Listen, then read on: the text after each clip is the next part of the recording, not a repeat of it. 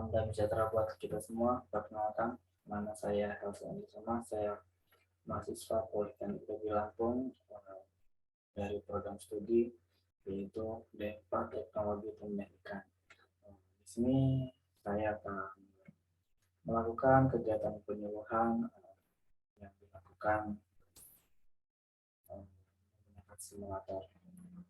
Baik, langsung. Jadi untuk penyuluhan ini saya mengambil judul yaitu tentang bioflok.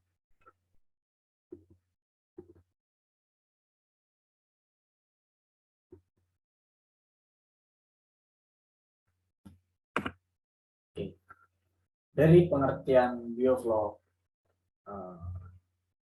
sejarah bioflok, asal mula kata bioflok itu terbagi menjadi dua, yaitu bio yang berarti kehidupan dan flok yang berarti gumpalan. Nah, penggabungan dari kedua definisi ini kemudian memiliki arti menjadi satu, menjadi tersendiri.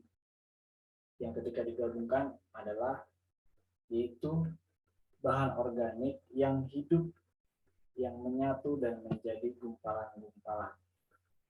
Nah, bahan organik ini sendiri itu adalah mikroorganisme. Mikroorganisme di sini adalah mikro yang positif. Dalam artian positif, itu tidak bersifat merugikan, tetapi menguntungkan. Mikroorganisme. Baik, di sini dijelaskan mikroorganisme yang dibutuhkan itu haruslah bersifat non-patogen, memiliki kemampuan mensintesis polihidroksi alkonoat. Jadi ini semacam penguraian limbah yang diuraikan jadi menghilangkan zat beracunnya. Ada juga yang limbah memang dia diuraikan justru menjadi bahan yang bermanfaat. Jadi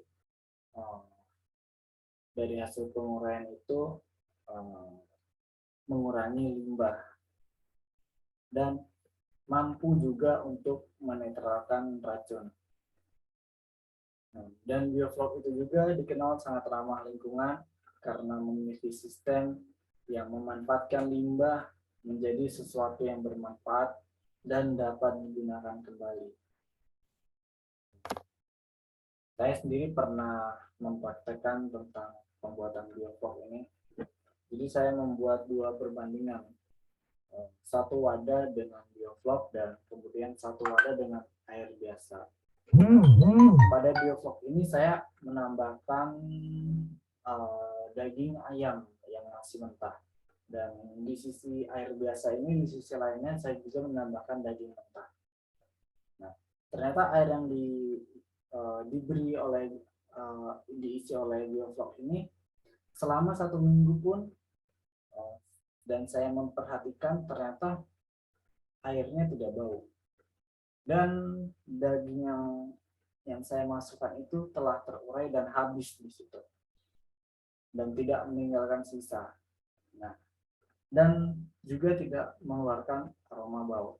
Sedangkan dengan wadah yang tidak menggunakan bioflok itu justru daging ayam itu busuk dan di situ menimbulkan bau yang tidak sedap dan mendatangkan banyak lalat-lalat. Sedangkan yang di bioflok itu tidak ada lalat sedikit pun yang tinggal di atasnya karena tidak memiliki bau yang busuk dan terurai dengan sempurna. Nah, bioflok ini juga berperan sangat penting dan bisa kita aplikasikan pada budidaya udang, lele. Nah, itu sangat cocok. Nah, jadi untuk persiapannya, jadi kita perlu menyiapkan kolam.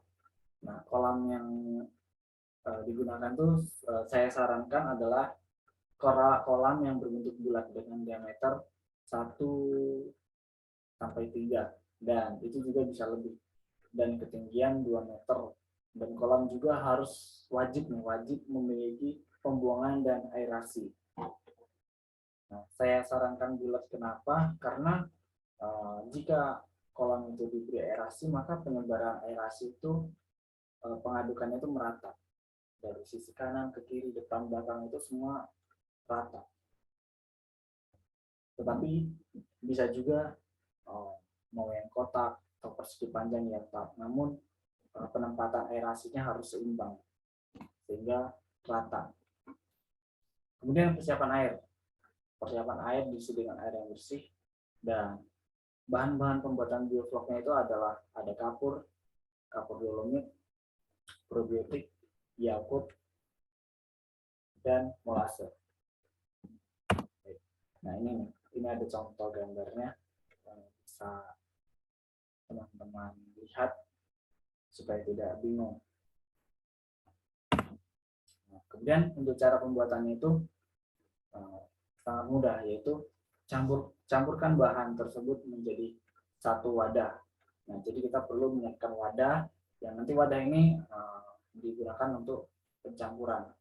Nah, kemudian masukkan ke dalam air yang sudah diendapkan, tunggu hingga 14 hari. Nah, atau bisa juga langsung kita diaduk itu dalam wadah itu, dicampur, kemudian kita tuangkan ke bak bundar itu yang sebagai tempat untuk wadah budidaya. Nah, itu semua bahan dicampur aja, tidak masalah. Molase, probiotik, Yakult, kapur, dan tetapi juga perlu ditambahkan air untuk memudahkan pengadukan.